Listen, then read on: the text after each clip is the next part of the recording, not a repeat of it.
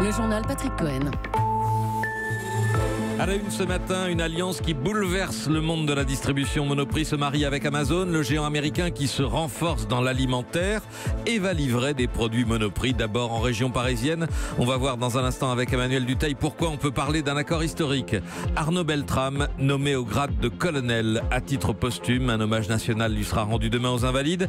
Mais d'ici là, pas de trêve politique. Laurent Wauquiez fustige la naïveté coupable d'Emmanuel Macron sur le terrorisme. À 8h15, le numéro 3 de LR, Guillaume Pelletier, sera l'invité d'Europe Matin et plusieurs élus dénoncent la montée continue du salafisme, une réalité à Marseille et dans les Bouches-du-Rhône. Ce sera l'enquête du 8h avec Nathalie Chevance. Dans ce journal, l'hypothèse d'un crime antisémite retenu par le parquet de Paris pour la mort d'une vieille dame de 85 ans rescapée de la rafle du Veldiv en 42. 2 suspects ont été mis en examen. Le conflit qui se durcit à Air France, nouvelle grève le 3 avril en même temps que les cheminots, nous dira Nicolas Barré. Et Russie-France ce soir à Saint-Pétersbourg dans un stade tout neuf à 1,5 milliard d'euros, symbole éclatant de la corruption à la russe.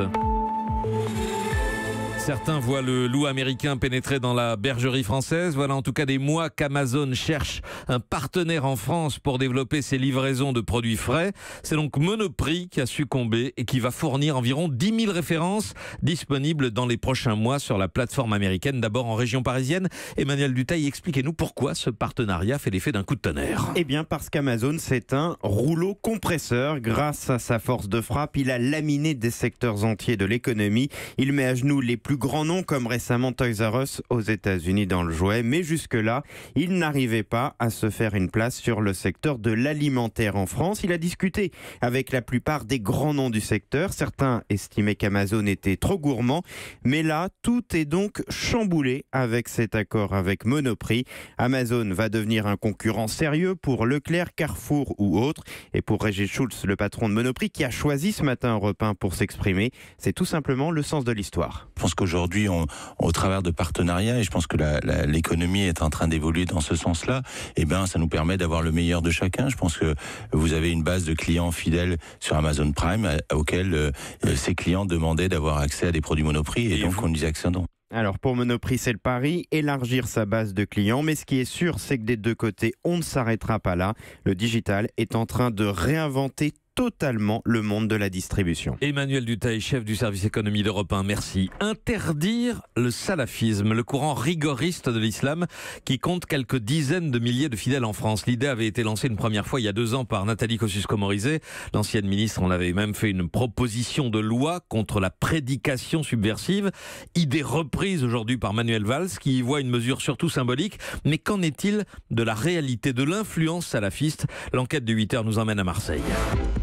Bonjour Nathalie Chevance. Bonjour à tous. Correspondante d'Europe 1 dans les Bouches-du-Rhône où 2 mosquées ont été fermées ces derniers mois, à Aix et Marseille. D'abord, qu'en disent les représentants du culte musulman sur place? Eh bien, ils restent inquiets. En clair, ce n'est pas parce que la mosquée As-Souna, située en plein centre-ville de Marseille, l'une des plus importantes, a été fermée il y a quelques semaines qu'il n'y a plus de prosélytisme. En fait, le problème aurait tendance à se déplacer. D'autres prédicateurs disciples de l'imam El Doudi, qui n'a toujours pas été expulsé, continuent de développer un salafisme algérien, certes moins virulent, nous dit-on à la préfecture, qui admet quand même surveiller de près d'autres lieux de culte. Car effectivement, et c'est ce qui a été pointé par les services de renseignement, la salafisation de l'islam dans les Bouches-du-Rhône est une réalité, avec des prêches diffusées notamment sur Internet. Et même si salafisme ne rime pas forcément avec terrorisme, Abderrahmane Roul, vice-président du CRCM pour la région PACA, n'est pas du tout rassuré, avec en prime la multiplication des lieux de culte. Je me rappelle 3 ans en arrière, on était à 70 salles de prière. Aujourd'hui,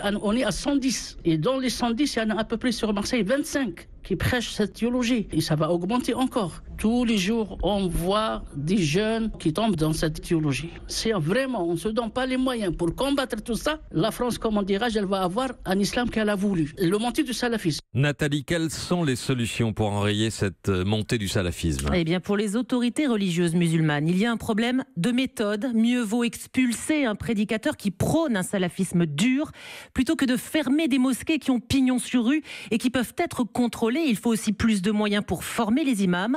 Dans les Bouches-du-Rhône, près de 600 individus sont inscrits au fichier pour la prévention de la radicalisation à caractère terroriste. On est dans la moyenne nationale.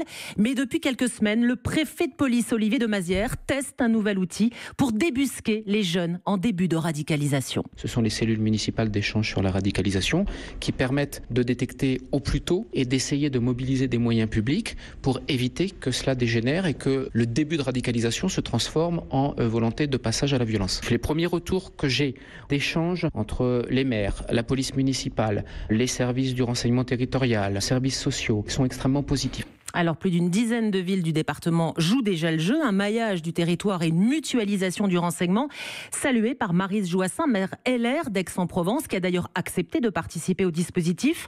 Car comme le souligne l'élu, il y a une porosité entre délinquance et radicalisation, d'où la nécessité entre tous les acteurs d'échanger leurs informations. Lutter contre la drogue, c'est quand même un élément important pour dépister les jeunes délinquants en herbe.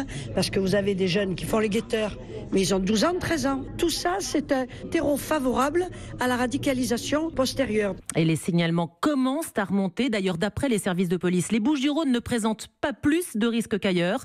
Depuis 2012 à Marseille, moins d'une dizaine de départs signalés en Syrie ou en Irak, contre une centaine à Nice, près de 80 à Trappes et une vingtaine à Lunel dans l'Hérault. Enquête du 8h de Nathalie Chevance à Marseille et pour Europe 1. Demain matin, Emmanuel Macron prononcera l'éloge funèbre du colonel Arnaud Beltrame. Il a été nommé hier soir à ce grade à titre posthume. Hommage national ouvert au public à 11h30 dans la cour des Invalides à Paris.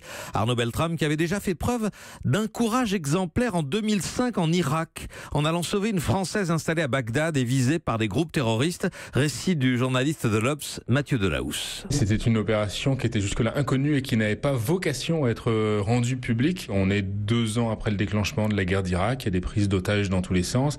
Et Arnaud Beltrame, gendarme d'élite, est chargé de protéger l'ambassade, mais aussi d'aller exfiltrer des ressortissants français. On va lui demander d'aller chercher une femme, qui était venue en militante de la paix pour faire bouclier humain face aux missiles américains.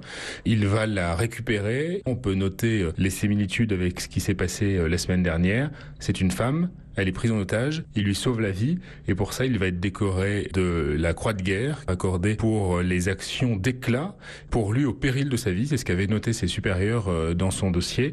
Simplement personne ne savait que 12 ans après il allait sauver une autre femme de la mort d'une prise d'otage et qu'il allait mourir non pas à Bagdad mais mourir dans un super U d'une commune plutôt tranquille de l'Aude. Le journaliste de l'Obs Mathieu Delahousse avec Justin Morin. Europe 1, il est 8h07. Mireille Knoll, 85 ans, a-t-elle été tuée parce que juive? Le parquet de Paris a retenu en tout cas l'hypothèse du crime antisémite 3 jours après la mort de la vieille dame dont le corps poignardé et en partie brûlé a été retrouvé dans son appartement incendié à Paris. 2 suspects repris de justice, dont un voisin que la victime connaissait bien, ont été mis en examen, notamment pour homicide volontaire en raison de l'appartenance de la victime à une religion. Ils sont tous 2 placés en détention provisoire. Beaucoup d'émotions hier soir dans la résidence. Martin Fenot.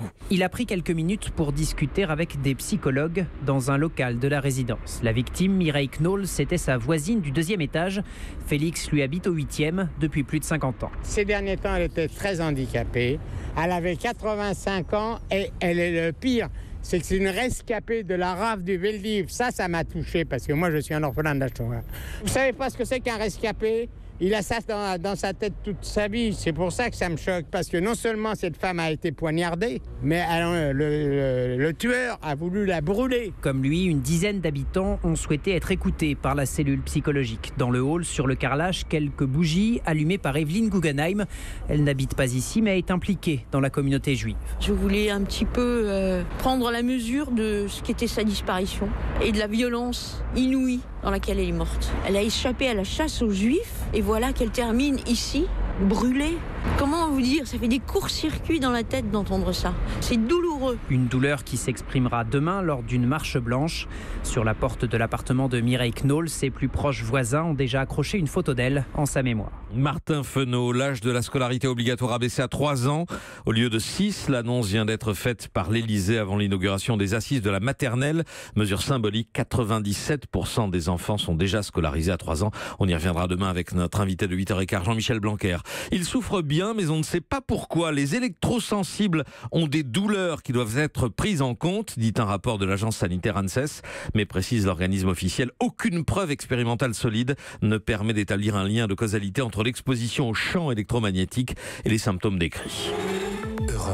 8h11, la suite du journal. Patrick Cohen. C'est une première, les 10 syndicats d'Air France, dont ceux des pilotes, appellent à la grève le mardi 3 avril, Nicolas Barret, c'est-à-dire au lendemain du week-end de Pâques, et en même temps que les cheminots.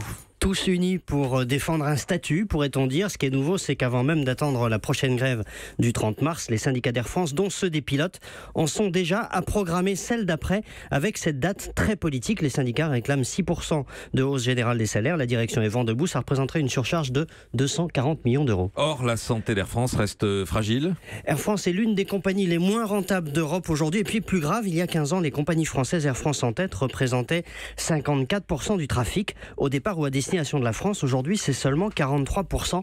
Donc la part de marché de ce qu'on appelle le pavillon français s'est effondrée, en cause, selon les compagnies françaises, des taxes plus élevées que leurs concurrentes. Ce qui est vrai, le patron d'Air France a d'ailleurs calculé, si la compagnie était basée aux Pays-Bas, elle paierait 350 millions de taxes en moins. Mais ce déficit de compétitivité vient aussi du coût des pilotes, l'un des plus élevés d'Europe. La grève ne va pas simplifier l'équation. Nicolas Barret des Échos, merci. C'est la plus importante expulsion de diplomates russes de l'histoire. 116 d'entre eux vont rentrer chez eux. Décision de 23 pays à travers le monde suite à l'empoisonnement d'un ex-agent russe au Royaume-Uni. Et puis même mouvement, même si ça n'a rien à voir, pour les footballeurs français.